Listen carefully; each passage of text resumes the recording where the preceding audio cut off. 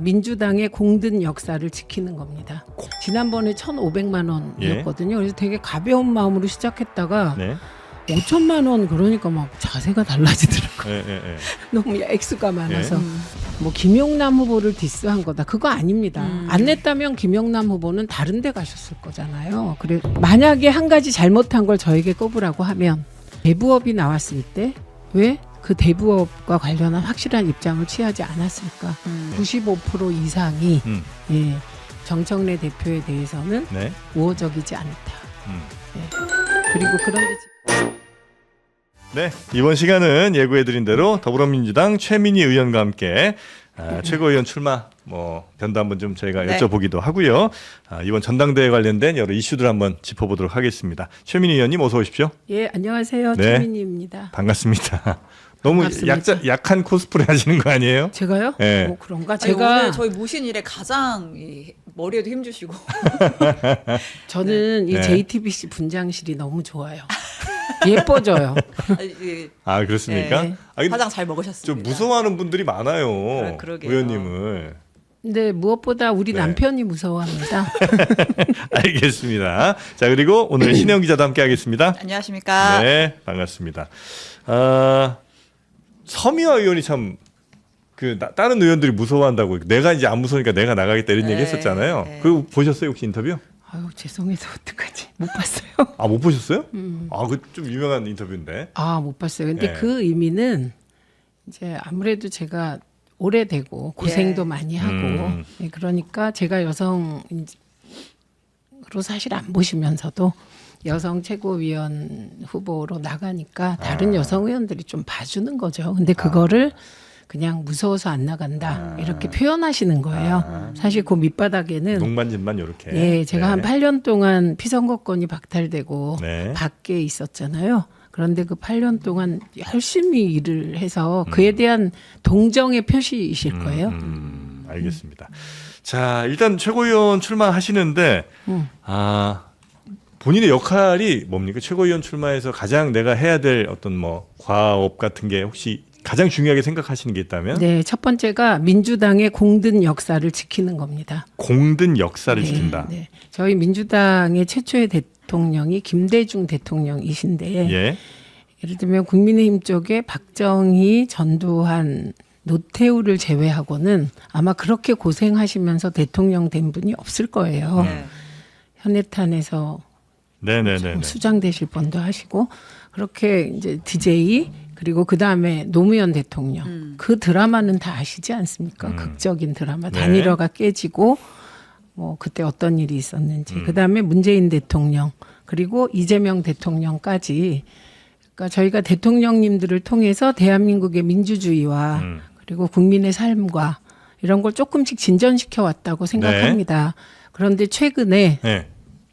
그 일베 문화가 누군가를 혐오하고 조롱하는 문화가 예. 민주당 저 멀리 있었는데 최근에 민주당 주변까지 와서 예. 문재인 대통령님에게 그런 일베식 공격을 하더라고요. 일베식 공격이라면 혹시 저희가 이상한 신조어도 만들고 그리고 그게 더 진전돼서 노무현 재단을 공격하고 노무현 대통령님까지 조롱하는 이건 한마디로 민주당의 자랑스러운 네 분 대통령님의 역사를 조롱하는 그런 사람들 행태가 원래 있었잖아요. 있었는데 그게 민주당 주변까지 왔어요. 민주당 주변이라고 하면 민주당 지지하시는 분들 사이에서도 그런 움직임이 일부 흐름이 보이더라? 감지가 되고 그리고 또 아주 극히 일부 국회의원님들이 일부 아주 극히 일부 의원님들이 그 흐름과 같이 가는 예, 그런 현상을 제가 목격하고 이건 정말 곤란하다. 그래서 민주당을 지켜야 되겠다. 네. 네, 그게 하나가 있고요. 네.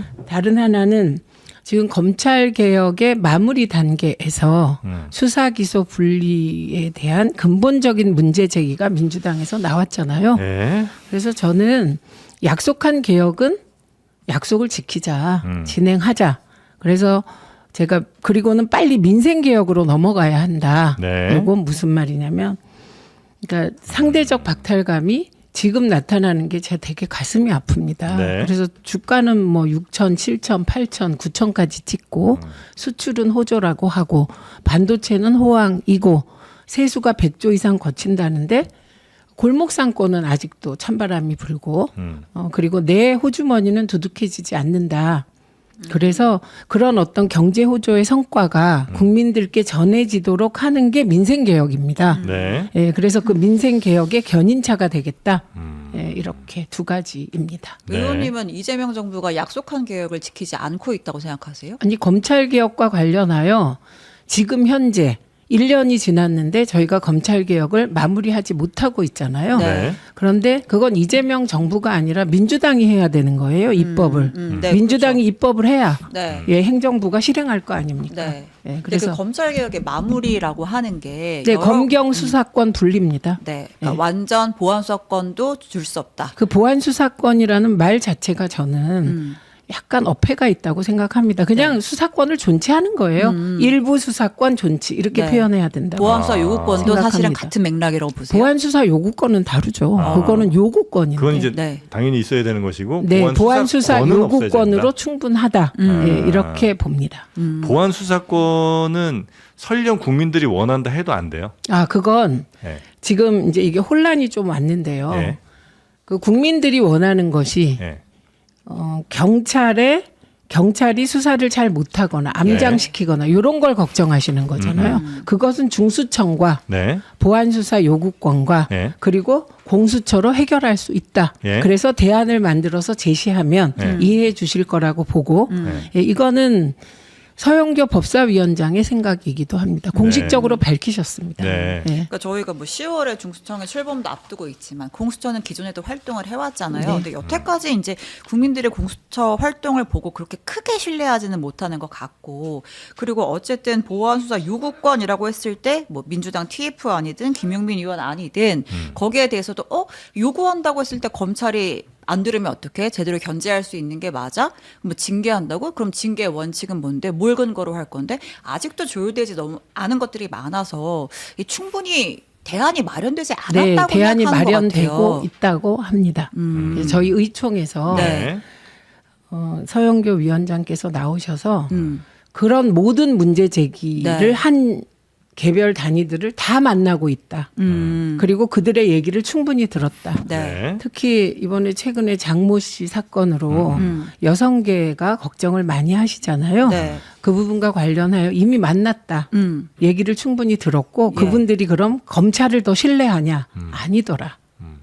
검찰이든 경찰이든 다 불신하고 있는 상태이더라. 네. 그래서 그런 성폭력, 성추행, 뭐 성 관련 범죄의 피해자들이 충분히 구제받을 수 있는 여러 가지 장치에 대해서 말씀을 들었고 네. 그것을 수사권 완전 폐지를 전제로 다 꼼꼼하게 보완하는 대책을 마련했거나 마련하고 있다. 이렇게 답하셨습니다. 네. 수기 중인 거예요, 그러면?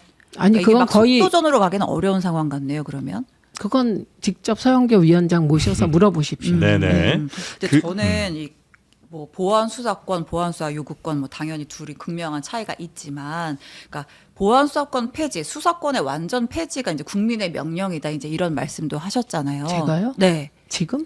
아니 오늘 말고 16일에 있었던 토론회 같은 데서도 그런 말씀을 저는 하셨었는데 16일 토론회 제가 안 가지 않았습니까? 그날 가셨다고 안 저는 알고 갔습니다. 있는데요. 근데 뭐 출마 선언 때도 그렇고 어쨌든 보안 수사권 완전 폐지를 말씀하고 계시잖아요. 네. 근데 이게 대통령이 이제 지난번에 검찰 개혁이라고 하는 게 정치의 슬로건이 된 측면이 있다, 이런 말씀을 또 하셨어요. 그러니까 이게 뭐 당원이 요구하고 우리가 약속한 바라고 할 수도 있지만 지금 현재 국민 여론이 어떤지를 보는 것도 중요하잖아요. 이거 중요하죠. 근데 네. 그 여론이라는 게 이렇게 추이가 있는 것이고 검찰 개혁도 역사가 있는 거 아닙니까? 그래서 원래 문재인 대통령 때는 공약과 목표가 검경 수사권 조정과 공수처 설치였습니다. 네. 예. 그리고 이게 민주당이 검수완박이라는 목표를 설정한 게 2020년 총선에서 180석 이상을 얻었을 때 네. 나온 겁니다. 그리고 그 이후로는 적어도 저는 김한규 수석이 당론이 아니다고 말하기 전까지 완전한 수사기소 분리가 당론으로 알고 있었습니다. 예. 저까지도. 예. 그리고 언론에도 수없이 보도됐어요. 당론이라고. 그렇죠. 그때 민주당이 한 번도 당론이 아니다라고 말한 적이 없거든요. 대변인이 그렇게 얘기를 그래서 했었고. 그런 역사가 있고요. 네. 그다음에 여론은 저는 만약에 이제 법사위에서 충분히 검찰의 수사권을 일부 남기지 않고도 음. 중수청이 뜨거든요. 예, 중수청 인력과 네. 그리고 사실 여기서 안 알려진 게 문재인 정부에서 한 것 중 중요한 것이 검경 수사권 조정을 하면서 초기부터 지휘가 아니라 네. 협업할 수 있는 시스템을 만들어 놨습니다. 네. 그래서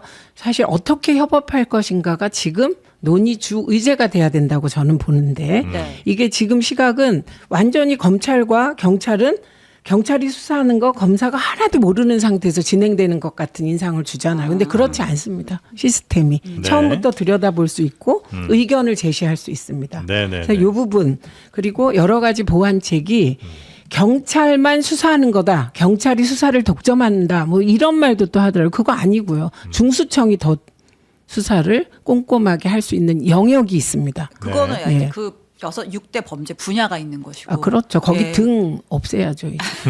그래서 이게 수사권도 나누어져 있고 다만 지금 여전히 네.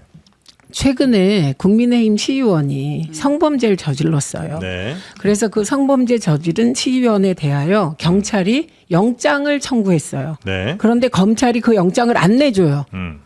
영장 독점권, 그 청구 독점권도 검찰이 가지고 있습니다. 네. 그렇기 때문에 우선 첫째는 수사를 경찰이 독점하는 것이 아니다. 이걸 같이 확인해야 되고요. 네. 예, 그리고 지금 경찰이 암장에서 생기는 문제보다 우리의 과거 경험상 네. 검찰이 암장하고 혹은 키우고 표적 수사한 네. 거기서 온 부작용이 훨씬 크다. 컸다. 네, 네. 그리고 지금은 그런 무소불위의 검찰을 개혁하는 과정인데 네. 갑자기 경찰의 문제를 막 들고 와서 이 흐름 자체를 바꾸는 것은 사실은 당황하는 국민도 많으십니다. 지금 보안 수사권 근데 이 영역은 네. 제가 사실은 과방위원장이잖아요. 예. 방송에 관해서 뭘 물어도 답을 할 수 있는데 아, 요건 이제 서영교 위원장이 지금 키맨이십니다. 네. 근데 의원님도 이 보안 수사권 전면 폐지에 또 이제 선봉에 서 계시니까. 그게 말이 참 저는 답답한 게 민주당이 그랬습니다. 지금까지. 근데 뭐 당도 생물인데 뭐 바뀔 수 있죠. 당은 여론에 생물이 따라서. 아니죠. 당은 생물이 아니에요? 당이 생물이 아니라 당의 정책 결정이 여론에 따라서 바뀌는 거고 당은 네. 정체성을 가지고 가는 겁니다. 그러니까 그 그 정체성이라고 당이 생물이라는 하는 것이 말은 조금 안 맞죠. 당의 당의- 정책은 바뀔 수 있습니다. 그렇죠. 그게 네. 생물이라는 거죠. 당이 추구하는 정책이 바뀐다. 방향성도 바뀔 수 있는 것이고 당의 정책 당원의 결- 요구에 따라서 바뀔 수 있는 것이고. 그게 당원의 요구라면 빨리 폐지하고 넘어가야죠. 지금도. 어. 그런데 이게 이제 아무래도 정치를 하는 사람들은 여론을 의식하기도 하고 그렇기 때문에 근데 최근에 그 갤럽 조사를 보면 전체 국민층에서는 보안 수사권이에요, 용어가.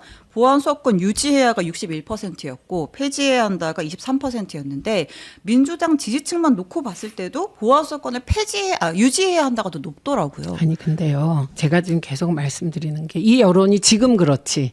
여론수사는 정말 생물이잖아요. 네. 검찰 개혁을 민주당이 한 목소리로 주장할 때는 안 그랬다는 거예요. 근데 사실 민주당이 검찰 개혁을 안 한 건 아니잖아요. 지금 수사 기소가 아니, 그 얘기는- 분리되어 있잖아요. 그 얘기는 좀 수사 기소가 뭐 역사적으로 많이 하셨죠. 그게 뭐 이렇게 저렇게 아니고요. 변해왔는데. 조정돼 있습니다. 네. 그래서 단어를 제가 검경 수사권 조정에서 예.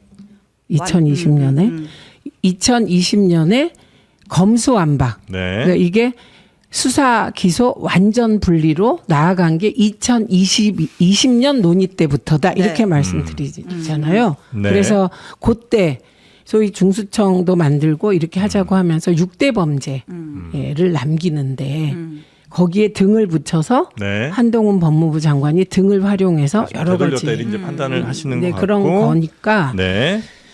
이 부분은 좀 네. 알겠습니다.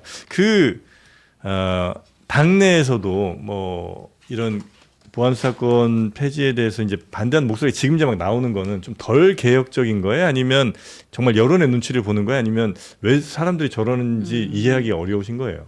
그거는 네. 그분들께 여쭤보시는 게 맞는 것 같고요. 네. 다만 이번에 홍기원 의원이 대표 발의한 법안은 네. 그거는 수사권 존치 법안입니다. 그거 보셨어요 혹시? 네, 봤습니다. 예, 그게 일부 민생 보안 수사 아닙니다. 보안 수사권이에요? 아닙니다. 그냥 수사권 존치 법안이에요. 왜냐하면 1, 2, 3, 4, 5 그러니까 말한 민생이라고 했는데 민생뿐만 아니라 굉장히 광범위하게 나열이 되어 있습니다. 예, 네네. 뭐 성범죄, 아동범죄, 보이스피싱 등등 뭐 이렇게 여러 종류의 범죄들이 이렇게 한 있더라고요. 12개 정도 예. 되는데 그 전체도 굉장히 범위가 넓고 네. 그 한 분류에 보면 형사 사건의 경우 피해자가 이의 제기를 하는 건 다 보안 수사한다 이렇게 돼 있어요. 네. 그게 전체 형사 사건의 3분의 2 정도라고 합니다. 홍 의원은 왜 그랬다고 혹시 모릅니다. 모르겠어요. 예, 알겠습니다. 저는 그 동기에 대해서는 네. 알 수가 그럼 없습니다. 혹시 그래서 이 법안에 대해서는 네. 대다수 의원들이 이건 아니다라는 의견입니다. 그 알겠습니다. 11명 제외하고 또 일부 속으로 동조하는 분들을 계신지 모르겠는데 이건 존치 법안이라는 인식이 강합니다. 네. 이제 보안 수사권은 워낙 이제 뭐 전문 분야까지는 사실 아니시니까. 예, 그렇습니다. 네. 공부해서 억지로 이 네, 정도 짧게만 알게 좀 돼요. 여쭤보면 마지막으로 제가 이제 몇몇 의원님들 뭐 이렇게 좀 여쭤보고 아니면 다른 뭐 평론가들 이렇게 여쭤봐도 계속 풀리지 않는 의문 하나는 보안 수사권을 이렇게 없애거나 혹은 납두거나에 대해서 굉장히 강한 목소리들이 많이 나오는데 이게 누구를 위한 건지는 잘 이해가 안 되는 측면이 좀 있습니다. 이게 이렇게 되면 그러니까 보안 수사권마저 완전히 폐지하게 되면 그거는 일반적인 대부분의 시민들 국민들의 더 삶에 더 긍정적인 영향을 미치는 건 맞아요? 네. 어떻게 저 그렇게 돼요? 생각합니다. 네. 지금 네. 우리가 그러니까 수사기소 분리 예. 그 왜 하자고 하는지는 아실 테고 예. 그리고 지금 경찰이 과연 준비가 돼 있느냐 예. 뭐 이런 문제 제기들 하시잖아요. 예. 그러면 검사는 완전히 바뀔 준비가 돼 있느냐 안 그렇다는 거예요. 예. 예. 검사들이 예. 우리가 흔히 정치적인 표적 수사에 있어서만 암장, 표적 수사 뭐 네. 이런 걸 해왔냐 아니라는 거예요. 이거 조사해 보면 광범위하게 그 다른 얘기들도 많이 있습니다. 훨씬 네, 네, 많아요. 네. 이 검찰의 문제점이. 그리고 그 검사에 의해서 인권 침해를 받거나 경제권을 침해받거나 이런 분들이 더 많습니다. 범위도 더 크고. 그런데 지금 이제 여러 가지 문제 제기가 되어 있으나 제가 거듭 말씀드리잖아요. 경찰도 옛날의 경찰이 아니고요. 네. 국가수사본부가 있고 곧 중수청이 뜨고 예, 그래서 검찰의 수사가 나뉘어져 있습니다. 네. 이게 다 인권을 보호하기 위해서 한 것이고 네. 또 다른 측면에서 인권을 자칫 보호한다. 지금 우리가 네, 네. 그 검사의 수사 독점, 예. 수사 지휘, 예. 기소 독점을 얘기하는 게 한 군데에 네, 네. 한 어떤 수사권이 몰리거나 뭐 기소권이 몰리거나 이게 문제라고 보는 거잖아요. 예, 그러니까 예. 경찰이 예를 들면 경찰 조직 하나만 수사하는 게 아니라 네. 중수청과 국가수사본부와 등등 이렇게 분리해 놓는 게 당연히 인권을 보호하기 위한 장치죠. 서로 견제해야 되니까. 근데 이제 일반 국민 입장에서는 우리가 겪는 범죄가 중수청에서 수사될 가능성이 작잖아요. 그리고 이제 여태까지 말씀하셨던 검찰의 피해는 저는 기소 독점이 더 크다고 생각하거든요. 영장 청구 독점도 뭐 있고요. 있고. 예, 근데 그리고 그거는 수사 사실- 지휘권도 있고. 네, 근데 수사권 박탈과 기소 독점의 폐해는 또 다르게 봐야 되는 문제인데 이 수사권을 완전히 박탈하는 것이 검찰 개혁의 완성이다 이렇게 보는 건 좀 너무 단편적인 거 아닌가 싶어가지고. 그건 뭐 의견이시고요. 예, 그리고 저는 제가 그게 완성이다 이렇게 주장할 때 저는 기존의 민주당의 입장대로 주장하는 것입니다. 네, 네, 민주당이 그렇게 주장을 해왔어요. 그리고 이에 대한 이견들이 정말 1년을 우리가 토론을 했습니다. 네, 네, 이거와 네. 관련하여. 그런데 최종적으로 당론이다.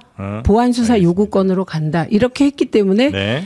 그 흐름에 맞게 하는 거고요. 그럼 당론이라고 했던 건 왜 잠깐만요. 뒤집힌 거예요? 그건 저는 모르겠습니다. 지금도 당론인지 아닌지 네. 지금 헷갈려 하는데 당론이 문제는 아니라고 절차를 하시더라고요. 안 밟았다는 의미였지 컨센서스는 되어 있다고 얘기하잖아요. 네. 네, 그래서 요 모습이 바로 민주당에 대한 신뢰를 떨어뜨릴 수 있다. 예, 저는 그 11분의 의원님들께 제가 그 말씀을 드리는 게 정말 그게 신념이시라면 바이어스 없이 그렇게 하는 것이 맞다고 생각하시면 고백부터 하셔야 된다. 그리고 이거 우리가 그동안에 대선 공약도 하고 뭐 총선 때도 공약하고 뭐 다 공약을 했는데 네. 지금 보니 우리가 공약을 잘못했더라. 이렇게 얘기해야 되죠. 대통령도요. 그거는 뭐 제가 그 영역은 대통령님의 뜻을 정확히 모르겠습니다. 왜냐하면 가장 최근에 나온 게 네. 수사 기소 분리에 대하여 예. 그 가치에 대하여 다른 생각을 해본 적이 없다는 입장이 네, 나왔기 네, 네. 때문에 네. 더 말할 필요가 없죠. 그건 저와 생각이 같다고 보기 때문에. 대통령의 생각과 최민희 의원님의 아니요. 생각은 당의 생각. 그렇죠. 네. 네, 그런데 알겠습니다. 어쨌든 최근에 나온 입장이 네. 유시민 작가의 인터뷰 이후에 네. 입장이 수사 기소 분리 가치에 대하여 뭐 다른 그러니까 반대할 생각이 반대가 아니었다든가 뭐 어쨌든 네. 수사 기소 분리를 로 가야 한다 이런 입장이셨어요. 그러니까 제가 볼 때는 그러니까 이제 서로의 그 완전히 좁힐 수 없는 간극이 있는 것 같아요. 그러니까 뭐 정부든 그러니까 대통령이든 정성호 장관이든 민주당 안에서 뭐 강경하신 분들이든 아닌 분들이든 그냥 보안 수사권, 그러니까 수사권은 원칙적으로 폐지가 맞다. 이거는 다 컨센서스가 있는데 이랬을 때 생길 수 있는 폐해를 어떻게 보완하느냐의 방법론에서 보안 수사권을 일부 남겨두는 것도 원칙적으로는 폐지라고 보시는 분들이 있는 것 같고 그게 아니다. 이만큼이라도 주는 건 폐지가 아니다라고 보는 분들이 있는 것 같아요. 이게 좁혀지지 않는 아니 것 그게 같더라고요. 이렇게 봐야죠. 보안 수사권을 제한적으로 두자. 예. 요 입장과 네. 수사권은 이미 폐지됐어요, 사실은. 예. 검찰청법으로. 그렇죠. 예. 이미 폐지됐으니까 수사권 일부 존치가 아니라 보안 수사권이란 이제 그걸로 돌파하려고 하는 것 아니겠어요? 예. 그러면 보안 수사권을 두는 것과 같은 정도의 대비책을 만들고 네. 그래서 이 두 개를 갖고 논의하면 됩니다. 그럼 그거는 괜찮으세요? 저 후자는 동의한다고 말씀드렸잖아요. 그리고 이게 제 의견이 아니고 네. 의총에서 그리고 법사위원장이 공식적으로 기자회견에서 한 얘기입니다. 예, 수사권은 완전히 폐지하고 네. 그게 보안 수사권도 수사권이니까 네. 예, 폐지하고 그 걱정되는 거를 다 형사소송법 안에 담겠다, 네. 담을 수 있다. 예, 요 입장을 네. 법사위원장이 얘기하셨습니다. 그래서 이걸 구체적으로 여쭤보시려면 네. 위원장을 모시는 게 네. 좋겠습니다. 혹시 이제 여론은 늘 이제 좀 움직일 수 있다고 말씀을 좀 주시고 잘 설득하면 될 거라고 판단하시지만 여론 또 다르게 갈 수도 있잖아요. 막상 폐지하고 보니까 여론이 되게 더 안 좋아지고 이거 다시 돌려놔라 뭐 이러실 수도 있잖아요. 이렇게 되면 당의 입장도 역시 바뀔 수 있는 거고요. 그런 상황은 지금 가정하기 어렵습니다. 왜냐하면 그 전 단계에서 네. 지금 그 보안 수사권을 그 홍기원 의원 법안은 아니고요. 네. 그거는 완전 존치법이에요. 읽어보시면. 예. 그리고 그 마지막에 제가 아까 그 피해자가 이의 신청하는 3분의 1을 보안 수사하게 해놨다 그랬잖아요. 그게 엄청나게 양이 많고요. 네. 그럼 이건 지금 현재 검찰 수사관이 6,500명인데 그 6,500명의 3분의 1을 남기면 얼마예요? 4,000명 정도 되나요? 그러면 그게 네. 그러니까 그 3분의 2라면 네, 네, 그 네. 가정하면 네. 그러면 그럼 이게 제가 그러면 공소청이라고 하시면 안 된다. 공소수사청이라고 하셔야 된다. 명칭도 바꾸셔야 된다. 네. 이렇게 말씀을 드렸어요. 근데 10 내지 15% 예상하신다는데 그건 법안하고 안 맞는 여튼 뭐 예측이십니다. 여론을 지금 그렇게 가정하는 거는 뭐 적절하진 않은 것 같다는 아니 그래서 말씀이신 거죠? 그 의견과 보안 수사권을 일부 존치하자는 의견과 네. 서영교 위원장이 준비하는 내용이 같이 나와서 토론이 됐을 때 그때 어떻게 될 것인가. 그거부터 봐야 되니까 완전히 폐지하고 뭐 여론조사를 하고 이거는 가정이 네. 예, 지금으로선 국민의 안 맞다고 입장에서는 생각합니다. 그렇게 나온 두 안을 좀 수기를 해서 결정이 났으면 좋겠어요. 네, 뭔가 저도 되게 그렇습니다. 선언적으로 뭐 속도전 이런 얘기를 막 전당대회 앞두고 너무 막 이렇게 구호처럼 외치는 거는 좀 국민의 입장에서는 조금 우려가 된다. 네. 저희가 오늘 보안사건 얘기만 할 건 아니니까. 할 게 많아요. 그리고 네. 입장을 확실히 갖고 계셔서 제가 조금 당황도 되는데요. 예를 들면 제가요? 수기를 네. 정말 법사위원들이 지금 조금 당황되실 것 같아요. 이 논의를 법사위는 지난 1년을 해왔고 네. 그 보안 문제를 얘기를 해왔던 거예요. 네. 그래서 당내 컨센서스가 되어 있었는데 오히려 당황하는 쪽은 저는 법사위원들이실 근데 그 것 법사위 같습니다. 의원들께서 나오셔서 그래서 보안수사권에 대한 대책이 뭐냐고 여쭤봤을 때 나온 이야기들이 뭐 국민들이 보시기엔 썩 만족스럽지 않으셨던 거 누가 아닌가? 나오셨는데요? 예를 들면 김용민 의원 같은 분들. 그게 네. 내부 합의 때문에 다 말씀을 못 하셔서 그럴 겁니다. 아 그래요? 네, 이미 왜냐하면 좋은 안이 있는데 아니 안을 만들어가는 과정인데 네. 법사위에 새로운 분들이 들어오셨어요. 김남희 의원 네. 같은 분. 네. 그래서 가장 이견이 심한 관계 일 것으로 보여요. 네. 그런데 이제 법사위원이 네. 나와서 얘기를 해버리면 동의 안 된 걸 얘기하면 안 되니까요. 그래서 조심스러운 것이 아닐까 생각합니다. 그러니까 어느 정도 만들어져 있는데 새로운 분이 오셔서 이게 합의가 좀 덜 돼 있는 상황. 그래서 그거는 알겠습니다. 합의 덜 됐을 때 공개하면 네, 곤란해서 알겠습니다. 이거는 제가 과방위원장 할 네네네네. 때 경험한 일이에요. 다. 알겠습니다. 네. 자, 그 과방 아니, 그 얘기 나중에 하고 전당대회 얘기를 좀 이어서 저 가면. 이거는 정말 제 전공 아닌 걸로 너무 오래 한 것 그러니까 같습니다. 아 근데 계속 또 말씀해 주시니까 네. 질문이 이어져가지고 저도 빨리 넘어가고 싶었는데 네. 계속 질문을 넘어갈게요. 하셨잖아요. 네, 질문을 했죠. 네. 네. 그 이제 다른 과거의 인터뷰에서 저 친척 아닌데요 이거 해서 또 이제 CBS에서 또 한번 설전이 있으셨잖아요. 네. 근데 이제 어쨌든 이번 전당대회 출마하시면서는 나는 정청래의 정직한 정치를 지지한다라는 네. 말씀도 하셨고, 네. 그럼 이제 의원님은 뭐 친청으로 이제 공식적으로 이제 거듭이 나신 거예요? 그럼 일단 저에게 이렇게 물어주셔야죠. 왜 그때 나는 친청이 아니다라고 말했냐. 그렇게 물으셔야죠. 왜 그때는 그렇게 말씀하셨어요? 저는 극명이라서요. 그때 네. 진행자의 취지는 뭐였냐면 네. 김민석 후보가 당대표 나오는데 보통은 친석 대 친청이어야 되잖아요. 이런 구도로 물었으면 저는 친청이다. 이렇게 얘기를 했을 거예요. 근데 그때 대부분의 질문이 이게 명청대전이고 너는 정청래를 지지하니까 반명이야. 이런 구도로 모는 분위기에서 그 질문이 나왔던 겁니다. 그래서 네. 그때 제가 명확하게 나는 만약에 정청래 대표와 대통령님을 놓고 누구한테 줄 서냐. 당연히 대통령께 서겠다. 이렇게 얘기했던 사안이고요. 이제는 그렇게 누군가가 몰고 가도 네. 더 이상 뭐 그렇지 않다고 얘기할 그런 시간이 없습니다. 8월 17일이거든요. 그리고 제가 그때도 계속 이재명 대통령께서 당대표 안 나오십니다. 후보는 네. 김민석, 송영길, 정청래. 정청래입니다. 네. 네. 그러면 제가 누군가를 지지하면 이 셋 중에 한 명을 지지하지 네. 어떻게 하겠냐. 그럼 이 상황에선 저는 정청래 후보를 지지합니다. 혹시 대통령이 지금 잘못된 길로 가고 있다는 유 작가의 발언은 좀 동의가 되는 부분이 있어요? 아니면 좀 잘못 판단하고 있나요? 그렇게 양자택일로 물어보시면 네. 그런데 저는 그냥 참 이상한 게 유시민 작가는 정치인이 아니거든요. 예. 그리고 자기가 지금까지 가지고 있던 정보와 지식과 네. 감으로 판단하시는 거잖아요. 예. 예, 그냥 평론가. 아, 그래서 이제 네, 십니다. 왜 여쭤본 이유는 유시민 작가의 뭐 의견이 중요하다기보다는 대통령에 대한 평가가 어떠신지를 한번 좀 여쭤보려고 저는 잘하고 했습니다. 계신다고 생각합니다. 현재 대통령 잘하고 네, 계신다. 네. 아, 뭐 개혁에 네. 있어서도 아니면 인사에 있어서도. 인사의 뭐 일부도 네. 그 동기가 선하다고 생각합니다. 아, 그렇습니다. 예, 통합을 위하여 하셨는데 이병태 같은 분이 사실은 대통령이 이병태 씨를 이제 중요한 자리를 줬을 때 5.18에 대해서 폄훼하라고 주셨겠습니까? 우리는 민주화, 네. 뭐 통합과 이런 대가치로 가라고 한다.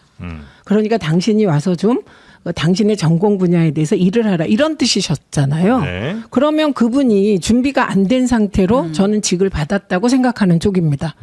대통령께서 탕평 인사를 할 때 그 네. 대통령의 마음이 탕평이면 들어오는 분도 탕평에 대한 어느 정도 인식을 가지고 들어와야지. 네. 5.18은 사실 이미 그 헌법에서 네. 그게 민주화 운동이라고 규정된 거 아닙니까? 네. 그런데 조롱하고 비아냥거리고 성역이냐고 묻고 네 저는 성역이라고 생각합니다. 민주주의의 성역이라고.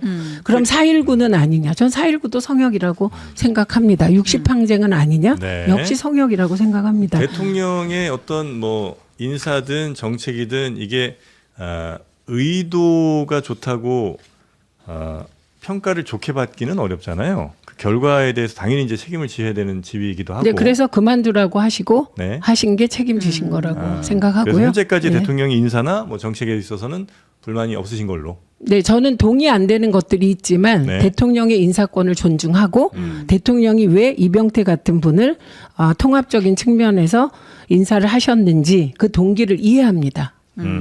알겠습니다. 저는 근데 유시민 작가가 그분의 발언은 정치인이 아니잖아요. 여러분 본인도 그렇게 말씀하시잖아요.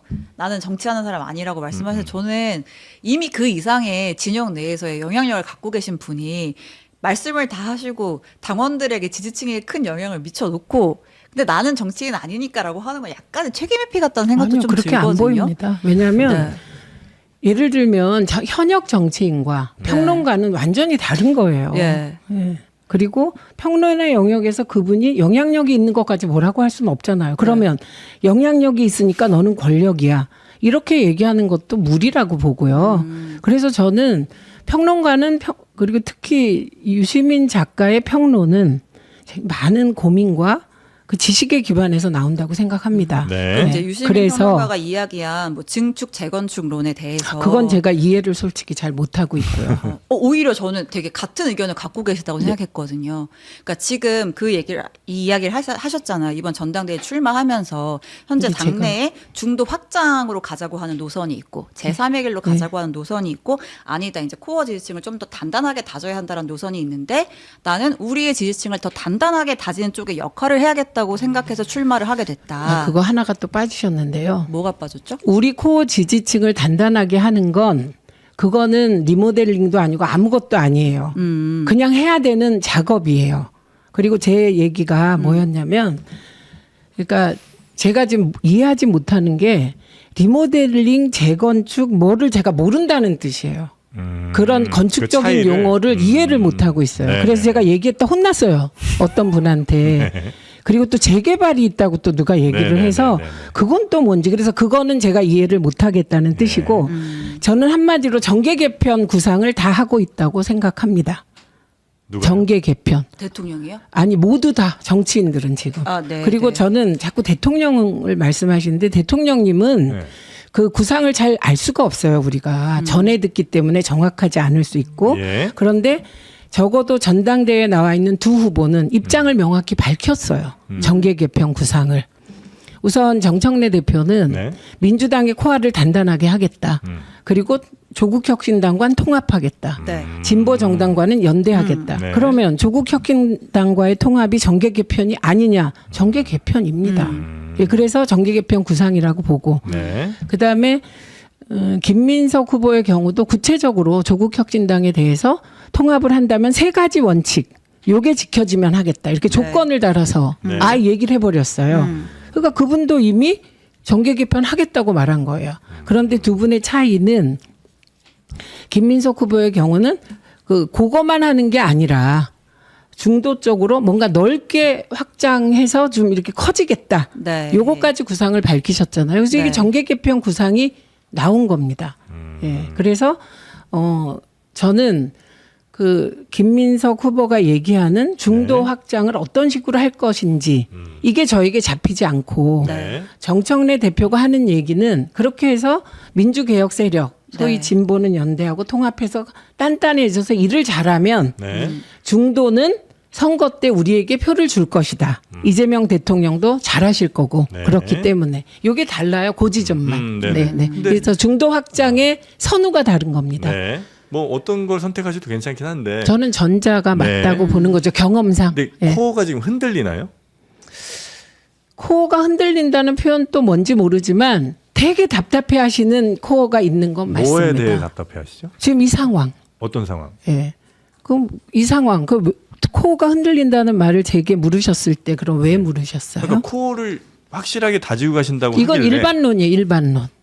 그러니까 코어를 다지신다는 의미는 코어가 뭔가 지금 좀 흔들리고 있거나 하기에 좀 단단하게 지지를 쌓고 가신다는 아니요. 얘기인가 했는데 그건 아니에요? 예, 저는 민주당의 코어가 여론조사에 응답을 안 하는 시기는 있다고 생각해요. 네. 예, 왜냐하면 내가 생각하는 거랑 당이 좀 달라. 뭐지? 이럴 수 있잖아요. 네. 그러나 코어는 흔들릴 수 없는 집단이에요. 그럼 코어가 흔들릴 걱정은 없으신 거군요. 근데 없는데 네. 더 단단하게 그 여론조사에도 적극적으로 응답하고 능동화시킨다는 뜻에 가깝습니다. 저는. 아, 코어를 단단하게 한다는 거는 네, 저는. 아, 그리고 알겠습니다. 예를 들면 당원이 지금 160만이잖아요. 네. 지난번에 120만일 때 당대표 선거에서 60만이 투표하셨다고 해요. 네, 네, 예, 그러면 그 60만은 진짜 코어 중에 코어죠. 네. 그러면 이번 당대표 선거 때 100만이 투표하면 코어가 40만이 늘어나는 거죠. 네. 이렇게 생각하는 아, 것입니다. 그러니까 코어가 좀 더 적극적으로 활동할 수 있게 활성화? 활성화를 네, 시킨다는 그걸 게 단단하게 한다. 예. 그러니까 이제 집토끼를 잘 지켜서 그들의 영향력을 크게 한다. 이제 이렇게 해석이 지키는 건 되는데 이미 지키신 거 이미 같고 지킨 지켜져 거고. 있고. 말을 근데 더 열심히 할 수 있게 하신다. 그런 건 거죠? 능동적으로. 능동적으로. 예. 그러니까 이제 그들이 말을 능동적으로 하는 것과 민주당의 목표는 집권 아니에요? 지금 제 말씀 정당의 목표는 집권이잖아요. 그러니까 정권 연장을 하는 걸 목표로 가져갈 텐데 지난번에 계엄을 겪고서도 대통령이 과반을 넘지 못했단 말이에요. 득표율이. 그랬을 때 이미 잘 우리 집 안에 있는 집토끼를 지켜가는 게 민주당에게 더 우월한 전략인가요? 아니면 중도 외연 확장을 하는 게 아니에요. 제가 집권의- 말씀을 드렸는데 제가요 예.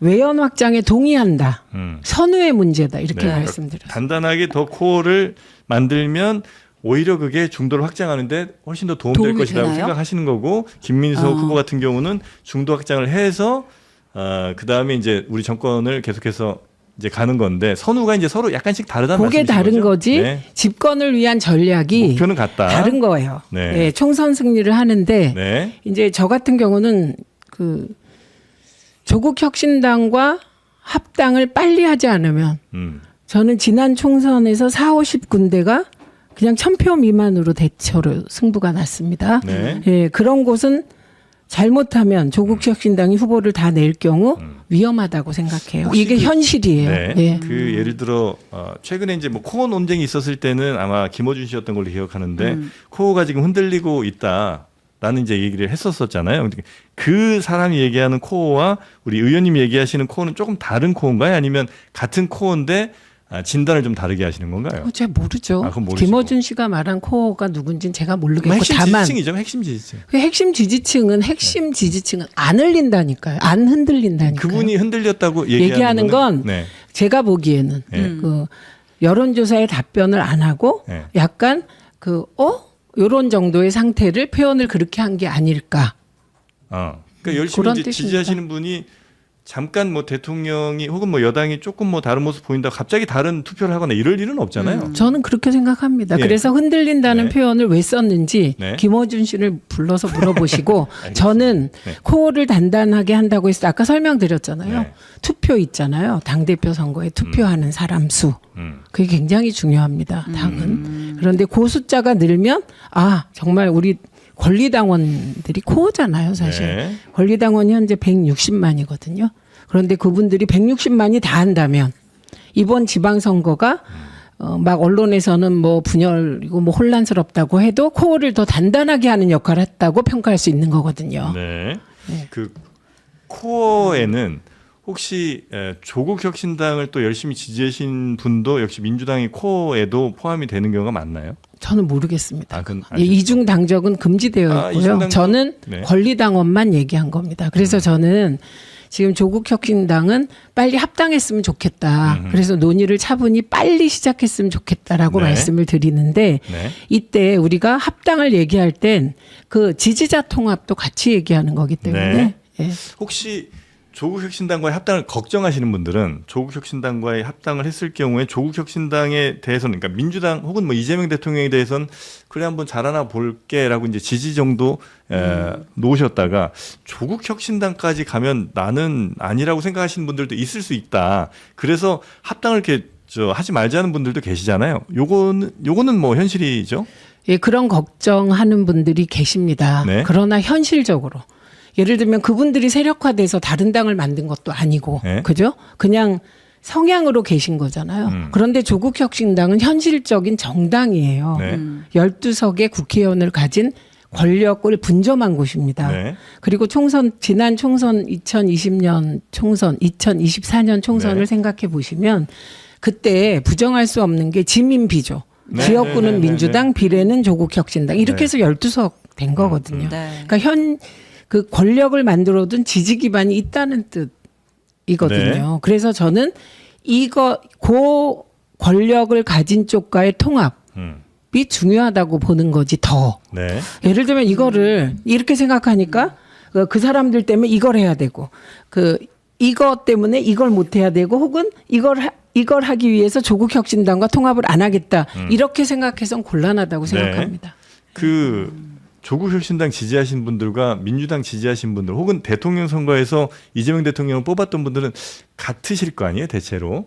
그렇죠. 예, 그래서 이제 촛불 연대로 예. 집권했는데 그게 49%밖에 안 됐던 거죠. 다음 대선에서도 아마 뭐 조국혁신당과 크게 무슨 분란이 일어나지 않는 이상은 아마 같은 대통령을 또 지지하실 가능성이 높아 보이는데 그러면 조국혁신당과의 합당을 밖에서라도 되게 찬성해갖고 아 드디어 여기 합당했어 오케이 우리도 한번 같이 가자 이런 사람들보다 조국혁신당과의 합당이 별로 썩 내키지 않는 분들이 만약에 많다면 그건 알 길이 없으니까요. 그건 알 길이 없다? 예, 그건 알 길이 없습니다. 왜냐하면 이번에 뉴 이재명 그룹이라고 자처하는 분들에 대한 네. 여론조사를 시사인이 했잖아요. 네. 거기서 보면 지방선거에서 민주당 후보를 찍은 게 22%밖에 안 됩니다. 네. 그런데 조국혁신당이나 그 진보 그쪽은 민주당을 뽑은 수치가 엄청 높아요. 비교할 수 없을 만큼. 네. 이런 걸로 우리는 판단할 수밖에 없습니다. 예, 저는 그리고 이 뉴 이재명 그룹이 이제 중요한 그룹이고 환영할 만한 그룹인데 지방선거 때는 22.6%. 이건 이제 국민의힘이 대충 선거 때 민주당 후보를 지지하는 게 한 9% 10%에서 15%까지 정도 되거든요. 네. 그러니까 이런 것도 다 참고해서 이제 전략 단위가 결정을 하게 될 겁니다. 저는 지난 총선 때 조국혁신당의 영향력과 현 시점의 영향력에 좀 차이가 있는 것 같다는 생각은 드는데 어쨌든 이제 그 의원님이 말씀하신 여론조사도 있고 하니까 정청래 대표가 최근에 이제 뉴스공장 인터뷰에서 평택을의 후보를 안 냈으면 좋았을 것이다 이제 이렇게 좀 후회가 된다는 취지로 이야기를 하셨어요. 의원님은 이제 거기에 대해서 동의를 하세요? 네, 저는 울산의 사례와 평택의 사례가 하나는 모범 사례, 하나는 반면교사 사례라고 생각합니다.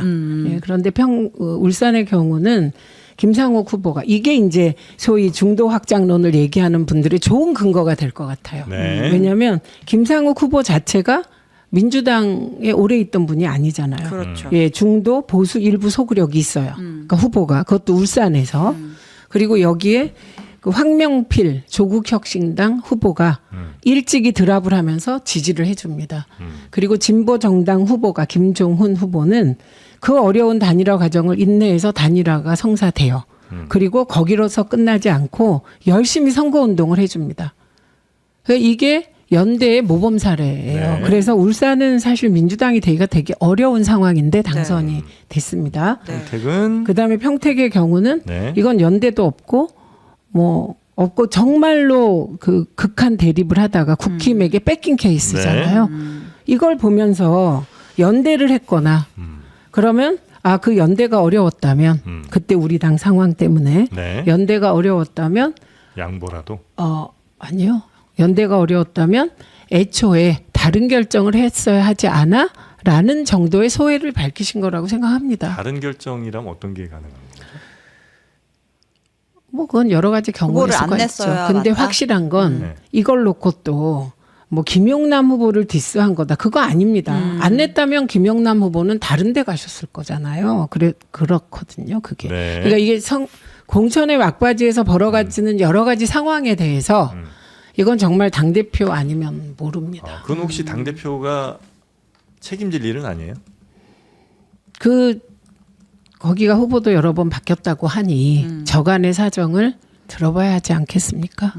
당 대표가 왜 그런 결정을 내렸는지. 네, 그것을 알 길이 없어서 판단 유보하겠습니다. 그러나 겉으로 드러나서는 저는 정청래 대표가 그 대표 짧게 하면서 개혁 법안 거의 다 통과시켰고요. 상법 개정안 다 통과시켰고요. 정말 일을 많이 했습니다. 잘한 거 못한 거 따져보면 잘한 게 훨씬 많다. 네, 많습니다. 알겠습니다. 네, 그리고 전 지방선거도 승리했다고 생각합니다. 외신의 평가가 가장 정확하다. 알겠습니다. 다만 서울은 견제다 요거고요. 네. 만약에 한 가지 잘못한 걸 저에게 꼽으라고 하면 저는 애초에 후보를 내지 말았어야 된다. 이런 생각보다는요. 대부업이 나왔을 때 왜 그 대부업과 관련한 확실한 입장을 취하지 않았을까. 저는 이 부분 남아 있습니다. 저도 매우 충격을 받아서요. 그때. 그때 뭔가 단호하게 어떤 조치를 취했어야 됐다고. 네, 저는 그렇게 후보 철회 등의 생각합니다. 조치가 있었어야 했다? 그거 뭔지 모르지만 예를 들면 이 대부업이 우리가 살펴봤더니 아무 문제가 없더라라든지 예. 그리고 우리는 이걸 예상 못해서 이 부분은 민주당의 가치와 함께 갈 수 없다든지 예. 그렇게 안 하신 부분에 대해서는 뭐 저는 그 부분은 매우 아쉬웠습니다. 네. 왜냐하면 여러 가지 문제가 나왔을 때 네. 보좌관을 뭐 어떻게 했다 뭐 다 나오고 뭐 그게 혹시 당에서 충분히 도와주지 않은 이유가 되기도 하나요? 그것도 제가 알 길은 없으나 알겠습니다. 예, 그 저는 뭐 네.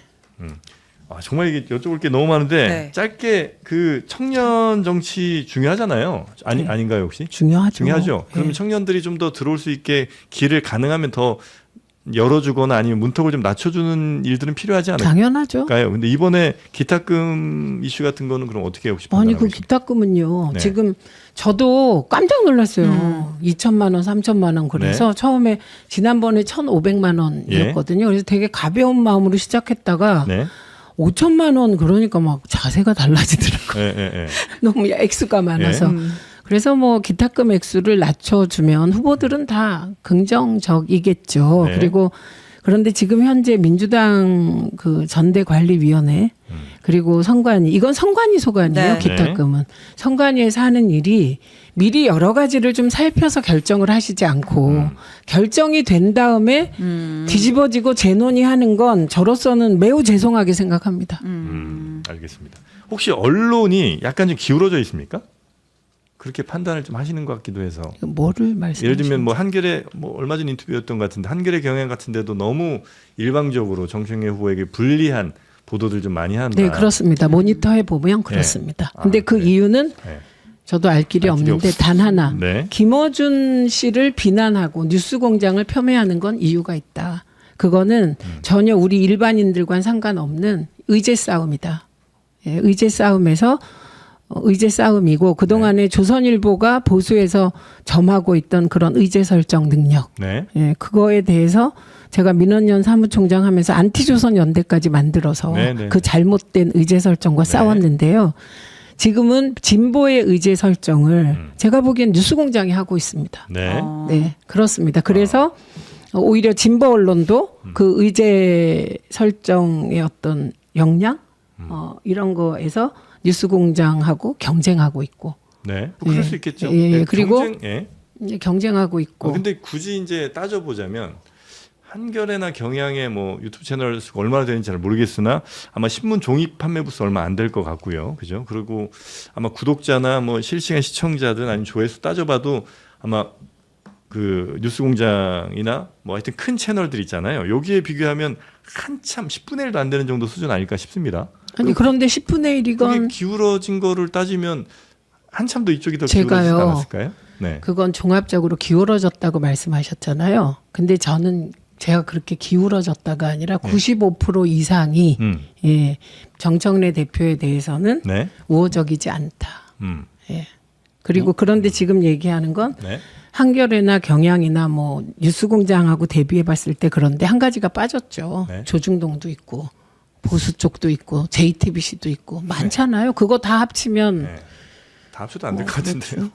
그러니까 이거 지금 이 말씀에 뉴스공장의 의제 설정 능력이 월등하다 이렇게 인정하시는 거잖아요. 뭐 대단하죠. 예, 뭐 그거 인정합니다. 네. 뉴스공장이 무슨 의제를 설정했어요? 그러니까 예를 들면 뭐 그날 어떤 뉴스들이 주로 이제 진보 쪽에서 다뤄질지를 아침에 안 보시나 보다. 의제 설정 많이 하시죠. 아니 저도 보죠. 아니, 의제 설정합니다. 하는데. 네. 예, 예, 의제 설정하고요. 네. 예, 그리고 언론에서 안 다뤘던 거 다루시기도 예, 하고. 다 다르고. 네. 그래서 네. 뭐 거기서 특정도 하는 네. 일도 있고 그렇습니다. 아니, 그거는 이제 보고 있는데 이제 근데- 그게 아닙니다. 네. 네. 말씀하세요. 그래서 뭐- 기분 나쁘신가요 혹시? 아니요, 왜요? 근데 왜 의제 설정을 하는 나요라고 묻는 건 안 하는데 왜 그렇게 혹시? 아까 그러니까 그런가? 저는 이제 뉴스공장의 특정도 하고 여러 가지 이야기도 많이 하고 하지만 진보 진영에서 어떤 핵심적인 화두를 던졌다? 아, 라고 했을 때 뭐가 있었는지 잘 예, 떠오르지 않는다는 예, 말씀이신 예, 거죠? 예. 네. 본인이 저는 많이 떠오르는데 그건 이제 오늘 의제가 아니라서. 네네네. 예. 그래서 이제 언론 또 관련해서 전문가시니까 네, 그래서 네. 따져보면 무게감이 훨씬 더 그쪽이 더 무겁지 않나? 라는 생각이 이제 들긴 전체 했는데. 언론 다 합쳐서 저는 그렇게 생각하지 아니, 그러니까 않습니다. 예를 들면 진보 언론, 네, 진보 언론 내에서는. 내에서 예, 뭐 그러니까 한겨레 더 격렬하다. 원래 자기 예. 그 박근혜하고 이명박하고 나중에 다 탄핵당하고 감옥 간 게요. 네. 그 당내 경선에서 나왔던 얘기잖아요. 네. 그래서 원래 같은 진영이 어떤 것에 대해서 좀 경쟁할 때 경쟁의 양상이 좀 격렬할 수 있습니다. 네. 그래서 이른바 진보 언론이라고 하는 곳에서 더 가혹하게 정청래 대표를 좀 때린다. 그게 좀 저는 이상한 게 네. 정말 이제 제목도 뭐 이상한 게 맞는데 그 김어준 씨와 정청래 대표가 가깝다고 생각하나? 좀 이런 혼자 왜 그럴까 이런 생각을 한 적이 있어요. 외형적으로 그래 보이죠. 그게 올해 이제 낙검수부터 네.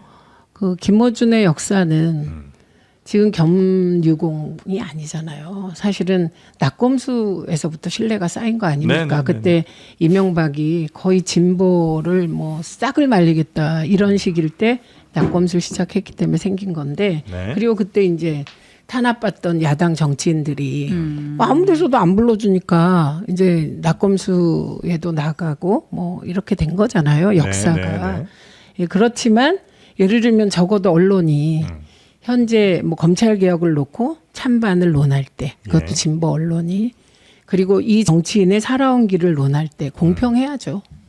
네, 저는 그렇게 근데 생각합니다. 공평하게 다루고 있지 않는 그런 걸로 느- 이제 판단된다. 네, 그렇습니다. 그렇게 이해하도록 하겠습니다. 혹시 오늘 못다 하신 말씀 있을까요? 아니 여기 저는요. 네. 지금 여기 해오신 거 다 준비해 왔기 때문에. 그래도 많이 요 얘기 꼭 하고 아니 근데 싶었는데 보안 얘기가 수사권 너무 길어져가지고. 때문에, 네. 네, 그거는 네. 꼭 서영교 위원장님을 모셔서 네. 말씀드려야 되는 게 네. 이제 제가 과방위원장이라고 한쪽은 욕하고 한쪽은 또 뭐 좋아하고 그러시잖아요. 네. 근데 과방위원장은요. 그 시기에 제가 처리한 법안의 내용을 다 책임지는 사람이라 제가 정보통신망법상 이제 징배제 적용되는 부분도 정말 그것도 질의할 만큼 많은 사람과 많은 토론을 합니다. 그 토론을 하면서 하나하나 검토한 것을 예를 들면 어느 날 그 다른 사람이 그걸 보고 한마디 하잖아요. 그럼 되게 답답해요. 서영교 위원장이 그렇지 않을까 네.